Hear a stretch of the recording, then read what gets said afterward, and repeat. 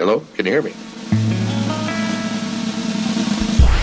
Happy Bicycle Day and welcome to Charlotte Dune's Lagoon. I'm Charlotte Dune, author of the Psychedelic Love series, which you see behind you. I'm talking today about things I never want to forget about LSD. And I think today is a good day for it because it's Bicycle Day, which is April 19th, and the day we commemorate the bicycle ride Albert Hoffman, the inventor of LSD, took when he was tripping balls upon first discovering this substance, and he really didn't know what was going on.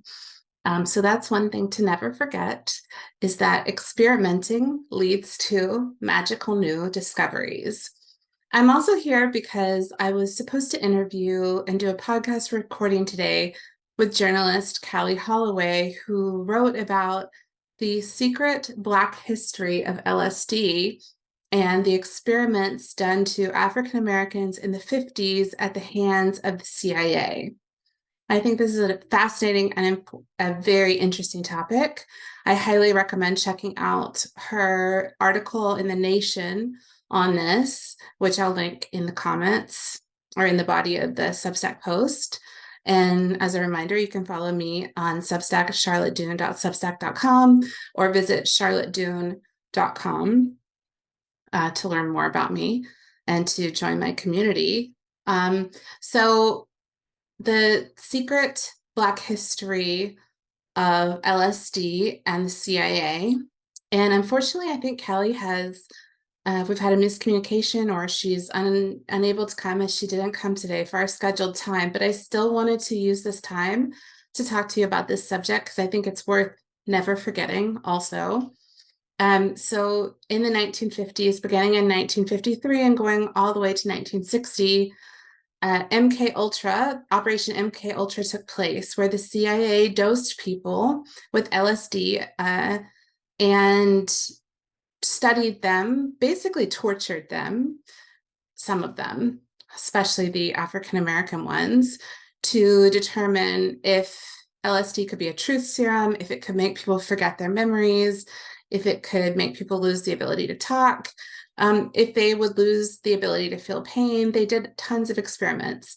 And what the piece that Kelly wrote reveals, which is based on a lot on a study done by Ottawa University, is that the CIA took Black men from prisons, especially Black men convicted of drug crimes and going through drug addiction and withdrawal. And they offered them heroin and morphine in exchange for their time participating in these LSD studies.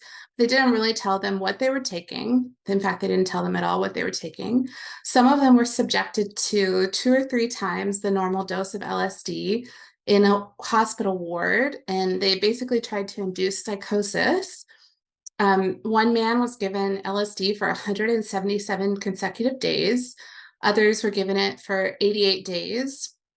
And in contrast, the white participants in the study took the LSD in the home of an investigator in a cozy setting designed to not induce anxiety, unlike the African American participants.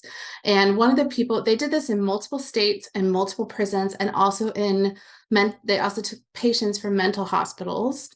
One of the people involved in Kentucky said that they were using Black people because they were cheaper than cats to experiment on, and there were more of them and they were easier to get. So it's a really awful history, and I think one that is forgotten. And I just want to bring this to your attention. I think, you know, Ms. Holloway writes a lot about the erasure of the African American community from psychedelic history. And we think of Timothy Leary and other, Ram Dass, other white men that were prominent in this movement, but we don't think about Jimi Hendrix as being a proponent of psychedelics, or Sly and the Family Stone, or these other prominent African Americans that were also experimenting with psychedelics. And even now in the so-called psychedelic renaissance, the faces are mostly white, like Rick Dobson, Tim Ferriss, Joe Rogan, a lot of people in the psychedelic community are still white, but there's many prominent artists that are also using psychedelics from the Black community. So I'm just drawing attention to this. I'm not an expert. I'm obviously a white woman talking about this, but I found it so interesting because obviously this is not something that I was aware of either. I had no idea that there was a racism component to the MK Ultra experiments, though I'd heard a lot about them. So I think this is a very illuminating thing to look into. And the other thing that I would say to never forget is that psychedelics still have a hierarchy of privilege related to them. You know, I feel comfortable talking about psychedelics openly. I shared recently on my Instagram that I had taken LSD while I was horseback riding in Costa Rica. And I can be comfortable saying those things because I'm in a privileged position. I'm a white woman, and not just because of my race, but, you know, I'm in the upper class by my own definition. You can define it however you want, but I think many Americans are in an upper class compared to most. And I know that if I got into legal trouble, I could afford a lawyer to mitigate that trouble. And I also believe in civil disobedience. And I follow the work of Dr. Carl Hart, who encourages everyone that is in a position of privilege to be open about their psychedelic use because there's no shame in it. It's beneficial. Studies are showing that it's very beneficial. There's really no argument against its benefits as long as it's used safely and with consent and you're not being tortured with it by the government. Which leads me to something else that I've been thinking a lot about lately, and that is just how little trust I have for those in federal authority. And I keep thinking about those ads that I grew up with on TV that said your brain would turn into this on drugs, that made marijuana and psychedelics seem like the worst possible thing you could possibly do to yourself that would result in terrible psychosis.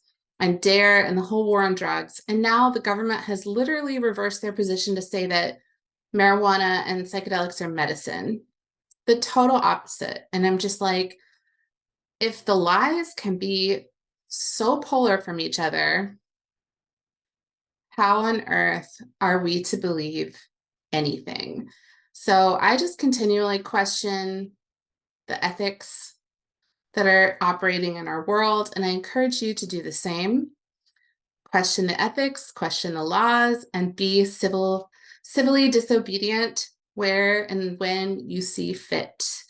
And I'm open about my psychedelics, and I'd encourage you, if you are in a privileged position, to also be open.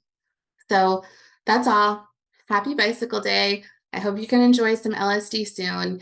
If it was legal, I would definitely be selling cool bladder art with tabs of LSD on it, but I can't because it's still illegal. So hopefully one day that will change, and I look forward to that day.